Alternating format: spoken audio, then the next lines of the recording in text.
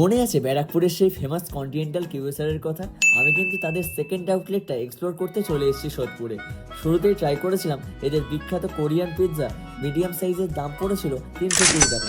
দেখে বুঝতেই পারছেন যে টপিংস দিয়ে আর চিজ দিয়ে পুরো একদম লোডেড করা ছিল।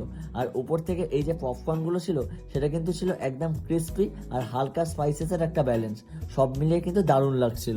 সেকেন্ডলি এখান থেকে ট্রাই করেছিলাম চিকেন তন্দুর র্যাপ, যেটার দাম পড়েছিল 149 রুপিস।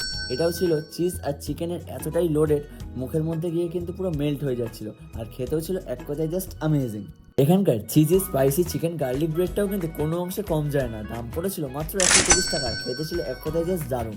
শেষে গলা ভেজানোর জন্য একটা রিফ্রেশিং মকটেলও ট্রাই করেছিলাম, যেটার নাম ছিল মিন্টি ফ্রেশ। দাম পড়েছিল মাত্র 70 রুপিস। তাহলে বন্ধুরা, এটাই হচ্ছে ও পিৎজার সেকেন্ড আউটলেট, যেটা রয়েছে সোদপুরের দেশবন্ধু স্কুলের ঠিক পাশেই। এক্স্যাক্ট লোকেশন তো ক্যাপশনে দেওয়াই থাকছে। আর আপনাদের পিৎজা লাভার বন্ধুদেরকে চটপট রিলটা শেয়ার করতে একদম ভুলবেন না।